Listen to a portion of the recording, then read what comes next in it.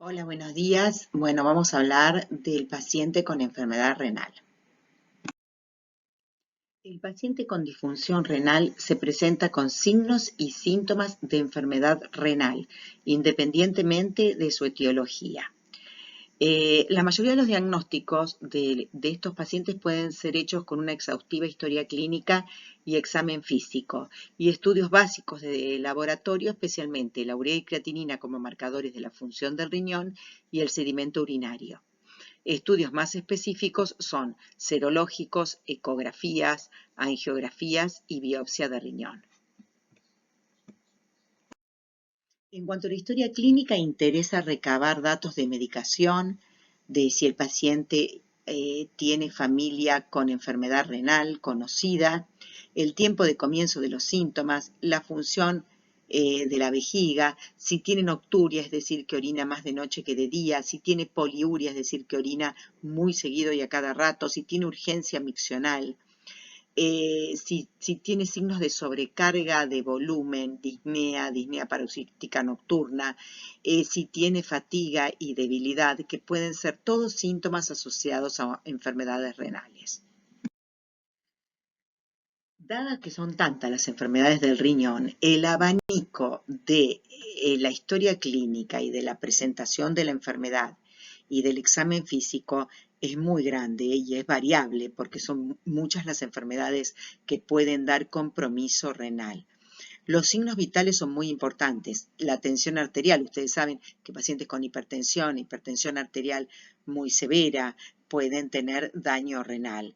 El pulso paradójico en pacientes que tengan taponamiento cardíaco como consecuencia de una insuficiencia renal terminal con sobrecarga de volumen.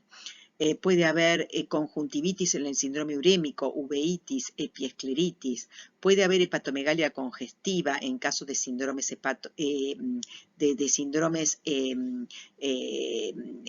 cardiorrenales.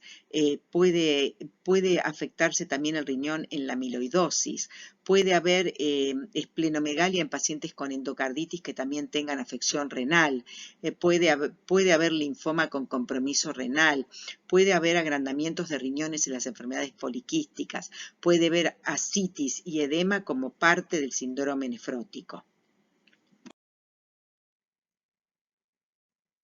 También en el examen físico puede haber rash, púrpura, gangrenas digitales, esto en caso de vasculitis con afección del riñón, hemorragias en llama.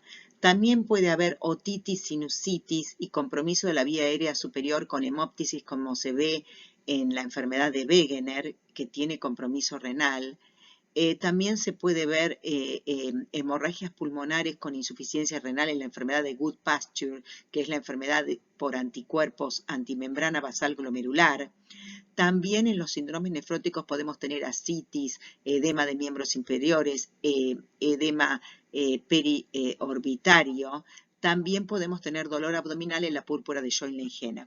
Como ven, es muy proteiforme la presentación clínica de la enfermedad renal y el examen físico. El examen físico también puede demostrar insuficiencia cardíaca congestiva. Imagínense una caída importantísima de filtrado glomerular que da origen a un síndrome cardiorrenal y entonces se genera una insuficiencia cardíaca por sobrecarga de volumen con distensión yugular. Puede haber frote pericárdico en casos de síndrome urémico por pericarditis o por policerositis en el lupus. Puede haber una cardiomiopatía restrictiva en el caso de amiloidosis o sarcoidosis. Puede haber un cuarto ruido en casos de hipertrofia cardíaca o tercer ruido en insuficiencia cardíaca congestiva. Puede haber un soplo en el abdomen como expresión de una estenosis de la arteria renal. Es decir, muchas son las formas de manifestación clínica de la enfermedad de acuerdo a la etiología de la misma. Puede haber signos neurológicos también. ¿Cuáles son? Neuropatías periféricas en las vasculitis o en los pacientes diabéticos con compromiso renal también se puede ver neuropatía. Cuando las mononeuritis son múltiples, pueden ser debidas a una vasculitis. También puede haber un accidente cerebrovascular en pacientes jóvenes con lupus por anticuerpos antifosfolipídicos, puede haber miopatía por debilidad muscular o puede haber letargia o confusión, somnolencia, coma por la misma uremia. Otras alteraciones en la enfermedad renal, puede haber escoriaciones en piel, pruriginosas y cambios en las uñas, puede haber anorexia, náuseas y vómitos por el síndrome urémico, puede haber un sangrado fácil también por una disfunción de la actividad plaquetaria, puede haber amenorrea e impotencia e infertilidad, anemia como consecuencia de la enfermedad renal propiamente dicha por disminución de eritropoyetina y letargia y coma. Fíjense la cantidad de cosas que estamos diciendo que se pueden producir cuando hay una afección del riñón. Dentro de los métodos complementarios del diagnóstico, un aspecto fundamental lo da el análisis de la orina del paciente. La orina en su aspecto normal es límpida, color amarillo ámbar por los urocromos. Ahora, si fuera turbia puede ser por la presencia de pus. Si fuera color más roja o con hematuria macromicroscópica, puede ser por hemoglobinuria, por porfirinas en la orina o por la misma presencia de sangre. La orina amarillo-naranja puede ser por urobilina.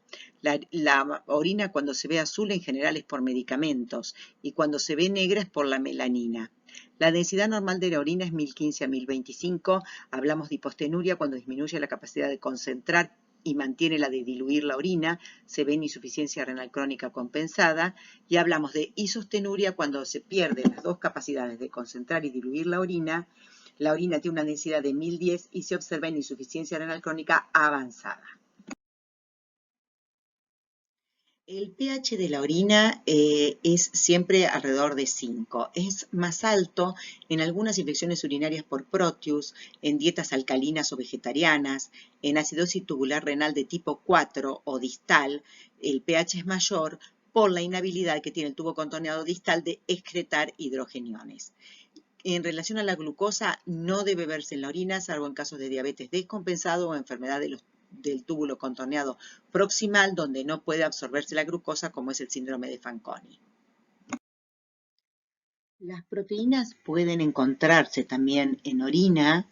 La albúmina, sobre todo, es bastante sensible de encontrar, pero hay otras proteínas, por ejemplo, proteínas asociadas a gamapatías monoclonales, como a la proteína de Bence-Jones, que es más difícil de encontrar en orina. Una cruz de proteinuria se correlaciona aproximadamente con 30 miligramos por decilitro de albúmina y 3 o más cruces con 500 miligramos por decilitro. Esto es absolutamente anormal. La hemoglobina y mioglobina se observan cuando la reacción del heme en la orina es intensamente positiva. También pueden observarse leucocitos presentes en caso de infección. Fíjense cuántos datos nos puede dar la orina. El sedimento urinario es el método más importante para evaluar enfermedad renal y actividad renal. Actividad de la enfermedad en el riñón, ¿no es cierto?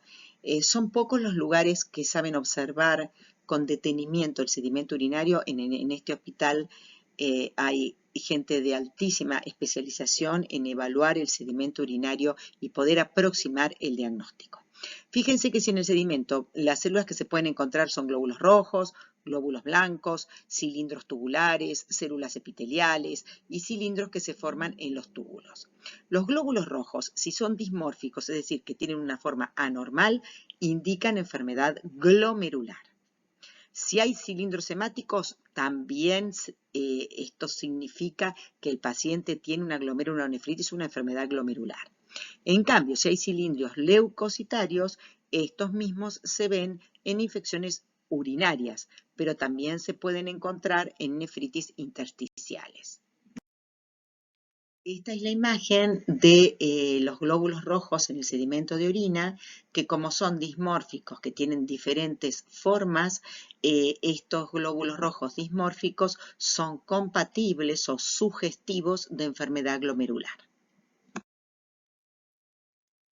Otras células pueden aparecer en el sedimento, como por ejemplo los mononucleares, que se ven cuando un paciente tiene rechazo a un trasplante renal, las células tubulares, que se ven en enfermedades tubulointestinales, los eosinófilos, muy importantes, pocas veces se encuentran, pero si se encuentran son signos de nefritis intersticial, a veces tóxicas por drogas o enfermedades arterioembólicas, vasculitis y prostatitis. También los cilindros hialinos que pueden verse en la orina son normales y pueden encontrarse después del ejercicio. O sea, los cilindros hialinos pueden no ser patológicos, son normales, si existen solos en la orina, sin ninguna otra célula o cilindros hemáticos, etc. Los cilindros. Los cilindros pueden ser granulares, como se ve en las injurias tubulares. Aquí tenemos un cilindro claramente, como se ve en esta diapositiva, así se ve en el sedimento. También los cilindros pueden ser granulares pigmentarios en caso de rabdomiólisis o mioglobinuриas, pueden ser hemáticos en casos de enfermedad glomerular, como dijimos antes, las células hemáticas, o pueden ser leucocitarios en caso de pielonefritis aguda o crónica. Fíjense cómo se pueden ver cristales en este sedimento urinario. Pueden ser normales a veces. Los de oxalato de calcio pueden ser normales o indicar intoxicación alcohólica, insuficiencia renal o hipocalcemia. Los de oxalato de calcio. Los cristales de fosfato son vistos más frecuentemente en infecciones urinarias. Ya hemos visto la importancia como método complementario del análisis de la orina en un examen en fresco y con el sedimento urinario. Ahora vamos a analizar cuál es la medida de la función del riñón. Tenemos que analizar cómo funciona el riñón. Esto lo realizamos haciendo un dosaje en sangre de la creatinina plasmática y de urea. La concentración de urea es 10 veces más que la de creatinina. Y hay circunstancias en que la urea aumenta mucho y no necesariamente significa enfermedad renal, sino que aumenta en casos de hemorragia gastrointestinal, deshidratación, quemaduras o fiebre alta. Pero, ¿cómo nos damos cuenta que no se alteró la función renal? Porque en general la creatinina aumenta mucho menos o es normal. ¿Cuáles son los valores normales de urea y creatinina? Esto lo tenemos que saber muy claramente, así podemos identificar qué paciente tiene alteración de la función renal. La urea normal es de 20 a 45 miligramos por decilitro y la creatinina, el valor normal, es de 1 miligramo por decilitro. En algunos lugares hasta 1.2 miligramos por decilitro. Varias fórmulas nos permiten evaluar la función del riñón. Como ustedes saben, el clearance de creatinina, el valor normal es de 70 a 100 mililitros hora. Podemos sacar el clearance por muchas fórmulas. La fórmula clásica que se ha utilizado es la de Cockcroft-Gold, que el filtrado glomerular es igual a 140 menos la edad por peso sobre 72 por creatinina. Y si es mujer, hay que multiplicar por 0,85, que es un índice de corrección. A su vez podemos evaluar la excreción fraccionada de sodio, que es el UP de sodio sobre el UP de creatinina por 100. Si da 1 o más, la alteración de la función renal es de origen renal, y si da menos de 1, es de origen prerrenal. Otros índices para analizar de la función renal. ¿Cuál es el valor normal de la osmolaridad plasmática? El valor normal es de 300 miliosmoles y la osmolaridad urinaria 500 a 600 miliosmoles. Bueno, índices para saber si está afectado el riñón o si la alteración de la función renal obedece a un origen prerrenal. Tenemos el UP de urea. El UP de urea, el valor normal es mayor a 15. En insuficiencia renal de origen prerrenal es mayor a 8. En cambio, en patologías de origen renal es menor a 3. Esto indica necrosis tubular aguda. También tenemos el UP de creatinina. El valor normal es más de 40. Si la insuficiencia renal es de origen prerrenal, nos va a dar más de 40. En cambio, si es de origen renal, nos va a dar menos de 20. El FENA, la fracción excretada de sodio, en una insuficiencia renal de origen prerrenal nos va a dar menor a 1. Y si la patología que tiene el paciente es de origen renal, nos va a dar mayor a 1. El sodio urinario, cuando es prerrenal, nos va a dar menor de 20 y cuando es de origen renal nos va a dar mayor de 40. Estos son fórmulas para saber si la alteración de la función renal obedece a una causa prerrenal, es decir, que la patología no está intrínsecamente en el riñón, o si obedece a una causa renal cuya patología está intrínsecamente en el riñón. En cuanto a imágenes, ya evaluamos los índices de función renal. Tenemos ¿cómo podemos ver los riñones? Bueno, podemos pedir una radiografía simple de abdomen. A veces se pueden ver las siluetas renales, se pueden ver ambos psoas y se puede ver litiasis, sobre todo si la litiasis es de oxalato de calcio. El urograma excretor que figura en los antiguos libros de texto ha sido reemplazado por la urotomografía computada, que permite evaluar tamaños renales, masas renales, tumores, cálculos y toda la vía urinaria. La imagen más frecuente que se pide en un primer momento es la ecografía renal. Es no invasiva, da información sobre obstrucción de la vía urinaria, ya sea una obstrucción alta, pielocalicial, ureterocalicial, o una obstrucción más baja, con aumento del tamaño de la próstata. También nos habla de tamaños renales, nos puede mostrar tumores renales o masas y de la ecoestructura renal. Tiene 90% de sensibilidad en la detección de hidronefrosis, poca sensibilidad para detectar cálculos, y el eco con Doppler permite descartar estenosis de arteria renal y o trombosis de la misma. En esta ecografía podemos observar los riñones normales y en la imagen contrapuesta podemos ver un riñón poliquístico. Estas son todas las imágenes quísticas del riñón. Como dijimos, la tomografía axial computada de abdomen o urotomografía es el estudio de elección para la evaluación de cálculos, tanto de calcio como de ácido úrico, de masas, tumores renales o retroperitoneales. La angiotomografía se usa para evaluar las arterias renales, si tienen estenosis, por ejemplo. El problema es que requiere la utilización de contraste endovenoso y el contraste endovenoso puede empeorar la función del riñón. Entonces, antes de solicitar un estudio con contraste endovenoso, uno debe evaluar el costo-beneficio de realizarlo, sobre todo en pacientes con alteración de la función del riñón. En esta tomografía podemos apreciar una enorme masa en el riñón izquierdo. Esto es compatible con un cáncer de riñón. Y en la angiotomografía que pueden ver al costado, ustedes fíjense bien cómo se tiñe la aorta, las arterias renales, las arterias ilíacas. Y a nivel de la arteria renal derecha se puede ver una estrechez, que esto se ve en pacientes con hipertensión arterial, muchas veces secundaria, que da origen a la enfermedad estenosis de la arteria renal, que puede generar una hipertensión de difícil manejo, como ustedes conocen.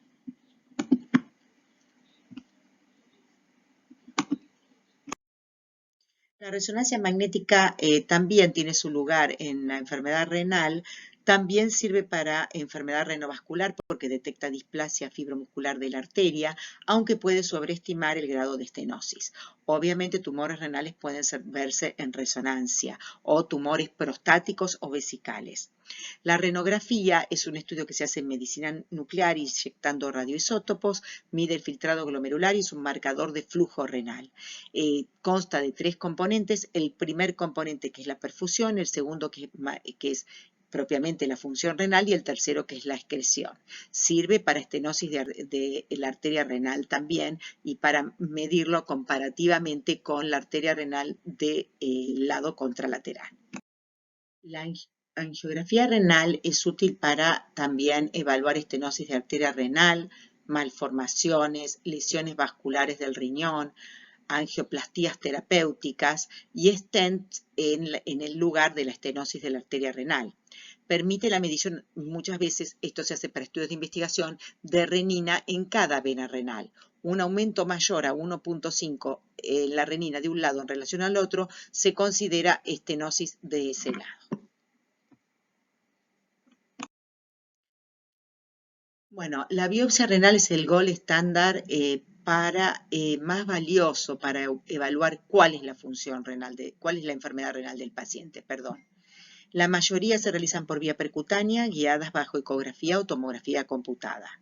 Hay muchas indicaciones, pero sobre todo cuando hay un rápido deterioro de la función del riñón y no queda clara la causa. Ejemplo, glomerulonefritis rápidamente progresivas, aunque en algunos centros no la requieren y utilizan solamente serología para ANCA, que es anticuerpos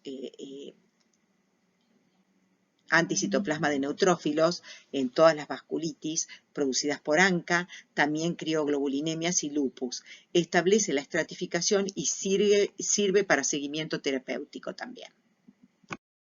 También es útil en el síndrome nefrótico del adulto sin causa aparente, no en el de los niños, en el lupus eritematoso con compromiso renal, en una causa inesperada de insuficiencia renal, nefritis intersticial alérgica también en algunos casos, en pacientes con trasplante renal que comienzan con insuficiencia renal y en pacientes con proteinuria que no está en rango nefrótico, esto es bastante controvertido.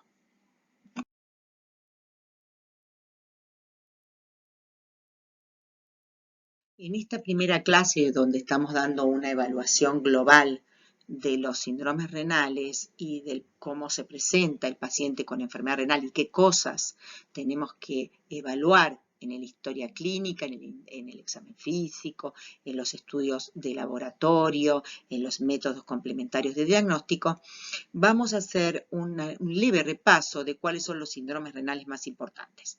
El síndrome nefrítico. El síndrome nefrítico se presenta con cilindros hemáticos, glóbulos rojos dismórficos. Muchas enfermedades pueden causar el síndrome y muchas de ellas pueden causar disfunción renal irreversible. Ejemplo, la glomerulonefritis rápidamente progresiva. Las postestreptocóxicas y otras glomerulonefritis pueden no dar una insuficiencia renal rápidamente progresiva. Dentro de los síndromes renales, dentro de los más importantes, tenemos el síndrome nefrítico, caracterizado por la presencia de cilindros hemáticos en la orina con glóbulos rojos dismórficos. Muchas enfermedades causan este síndrome, algunas también causando una glomerulonefritis con disfunción renal irreversible, por ejemplo, la glomerulonefritis rápidamente progresiva. Pero las causas más comunes son la glomerulonefritis postestreptocóxica, también la nefropatía por IgA o la glomerulopatía por C3, o sea, complemento C3. El síndrome nefrótico es cuando hay una proteinuria mayor a 3,5 gramos por día asociado a edema, hipertensión e hiperlipidemia. Puede haber mayor predisposición a las infecciones y a la hipercoagulabilidad. El síndrome nefrótico primario puede estar causado por una glomerulonefritis focal y segmentaria, glomerulonefritis membranosa, enfermedad por cambios mínimos, glomerulonefritis membrano-proliferativa. Y los secundarios pueden ser por diabetes, lupus, amiloidosis. Estas enfermedades pueden llevar a insuficiencia renal crónica. El síndrome nefrótico agudo puede verse en HIV, en trombosis de la vena renal y en enfermedad de cambios mínimos. Las enfermedades túbulo-intersticiales, bueno, pueden producir insuficiencia renal aguda o insuficiencia renal crónica leve. Hay que evaluar si el paciente tiene una glomerulonefritis rápidamente progresiva. A veces pueden tener proteinuria, que indicaría compromiso glomerular, pero como estamos hablando de enfermedades túbulo-intersticiales es muy leve. Tenemos en general un sedimento con células tubulares, leucocitos y cilindros hemáticos. Y puede haber cilindros granulares y serios en caso de insuficiencia renal crónica.